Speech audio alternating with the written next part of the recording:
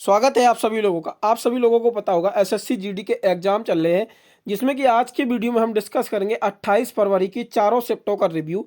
आप लोगों को बता दें, यहाँ से प्रश्न आप लोगों के रिपीट हो रहे हैं आने वाले शिफ्टों के लिए। जैसे कि कल जो हमने प्रश्न कराए थे उनमें चारों शिफ्टों को मिला के 3 से 4 प्रश्न आपके रिपीट हुए हैं। तो आप लोग रिव्यू जरूर पूरा देखें और लास्ट में हम एक्सपेक्टेड क्वेश्चन डिस्कस करेंगे जो आपके आने वाले शिफ्टों के लिए बहुत ज़्यादा महत्वपूर्ण है। तो पहला प्रश्न देखते हैं। पहला प्रश्न आपका पूछा गया है कि 1947 के समय भारत की साक्षरता दर कितनी थी। तो 1947 के समय जो भारत की साक्षरता दर थी वो 18% थी। अगला प्रश्न पूछा गया था विंबलडन ट्रॉफी का संबंध किससे है। तो ये टेनिस से विंबलडन ट्रॉफी का संबंध है और ये सबसे पुरानी टेनिस लीग है। जो विंबलडन ट्रॉफी है ये सबसे पुरानी टेनिस लीगों में आती है। अगला प्रश्न आपका पूछा गया था महात्मा बुद्ध को किस पेड़ के नीचे ज्ञान प्राप्त हुआ था। तो बोधि वृक्ष था, जो कि पीपल का पेड़ था, उसको बोधि वृक्ष के नाम से जाना जाता है। अगला प्रश्न पूछा था राज्यपाल की सलाह के लिए मंत्रिपरिषद, तो ये अनुच्छेद 163 में वर्णित है। इसके बाद प्रश्न पूछा गया था घूमर नृत्य किस राज्य से संबंधित है। तो घूमर नृत्य जो है वो राजस्थान राज्य से संबंधित है। अगला प्रश्न आपका पूछा गया था जुलाई 2023 तक सर्वाधिक कार्यकाल वाले सीएम कौन से हैं। तो ये सेकंड सीएम होंगे सर्वाधिक कार्यकाल वाले, जो नवीन पटनायक हैं। इसके बाद पूछा गया था आपका प्रश्न पुलिकट झील कहाँ पे स्थित है। तो वो कहाँ पे स्थित है ये पुलिकट झील, इसका राइट आंसर होगा आंध्र प्रदेश। अगला प्रश्न आपका था संविधान सभा का गठन कब हुआ था। ये प्रश्न आपका कल भी पूछा गया था फर्स्ट शिफ्ट में और ये प्रश्न आपका आज भी पूछा गया। तो संविधान सभा का जो गठन है वो 9 दिसंबर 1946 को हुआ था। अगला प्रश्न पूछा गया था किस ट्रांसजेंडर नृत्यांगना भारत रत्न और रेमन मैग्सेसे मिला था। तो ये पद्मश्री से सम्मानित है नर्तकी नटराज, भरतनाट्यम नृत्य से इनका संबंध है। अगला प्रश्न था आपका भारत की खोज किसने की। तो वास्को डी गामा ने भारत की खोज की थी। इसके बाद आपका 11वां नंबर का प्रश्न पूछा गया था फ्लेमिंगो उत्सव किस राज्य से संबंधित है। जो फ्लेमिंगो उत्सव है ये आंध्र प्रदेश राज्य से संबंधित है। अगला प्रश्न था आपका देवधर ट्रॉफी का संबंध किससे है। तो देवधर ट्रॉफी का संबंध जो है वो क्रिकेट से है। अगला प्रश्न था मैतई समुदाय का नृत्य कौन सा है। तो भोगल जोगई ये मैतई समुदाय के द्वारा नृत्य किया जाता है। अगला प्रश्न आपका 14वें नंबर का, यहाँ पे पंचवर्षीय योजना से प्रश्न पूछा था। मैंने कल बताया था आपको पंचवर्षीय योजना मोस्ट इंपोर्टेंट है, यहाँ से प्रश्न जरूर पूछा ही जा रहा है। तो छठवीं पंचवर्षीय योजना का जो कार्यकाल था वो कितना था। तो 1980 से और 1985 तक ये छठवीं पंचवर्षीय योजना का कार्यकाल था। अगला प्रश्न है राष्ट्रीय खेलों में सबसे ज्यादा पदक जीतने वाला राज्य कौन सा था। तो सबसे ज्यादा पदक राष्ट्रीय खेलों में जीतने वाला राज्य महाराष्ट्र था। इसके बाद आपका प्रश्न करंट अफेयर से पूछा गया था कि गणतंत्र दिवस समारोह पे मुख्य अतिथि कौन थे। तो गणतंत्र दिवस समारोह के मुख्य अतिथि जो थे वो इमैनुअल मैक्रोन थे, जो कि फ्रांस के राष्ट्रपति हैं। इसके बाद आपका 17 नंबर का प्रश्न पूछा गया था 14वीं जनगणना कब हुई थी। तो 14वीं जनगणना ये हुई थी 2001 में और 15वीं और आखिरी जनगणना कब हुई थी। तो ये आपकी हुई थी 2011 में। और अगला प्रश्न पूछा था फिर 2011 की जनगणना के अनुसार 0 से 6 वर्ष के बच्चों तक का लिंग अनुपात कितना था। तो ये 916 है। ये प्रश्न अच्छा पूछा गया था।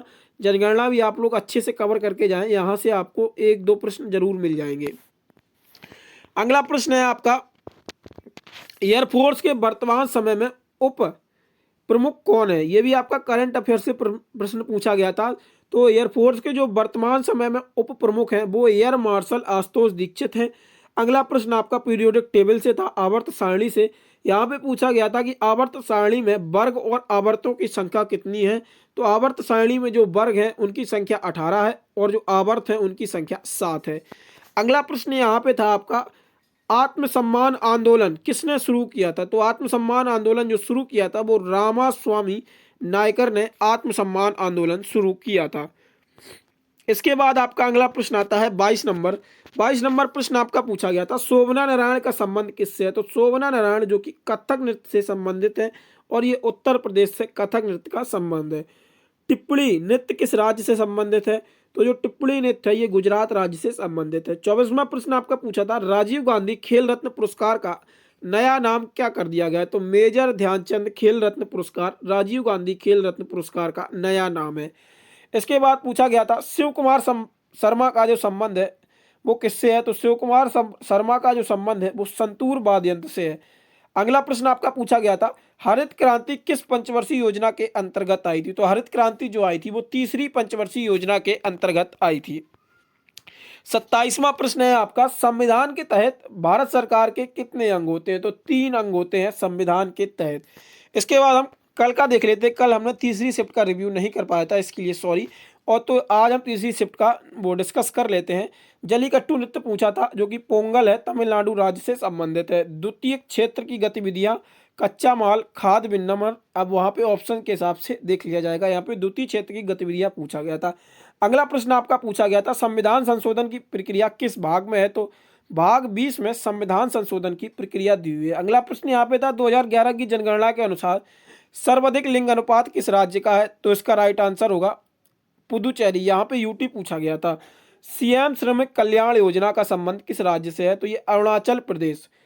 अगला प्रश्न पूछा गया था, बांग्लादेश का राष्ट्रीय गान किसने लिखा? तो रविंद्रनाथ टैगोर ने बांग्लादेश का भी राष्ट्रीय गान लिखा और अपने भारत राज्य का भी राष्ट्रीय गान लिखा है।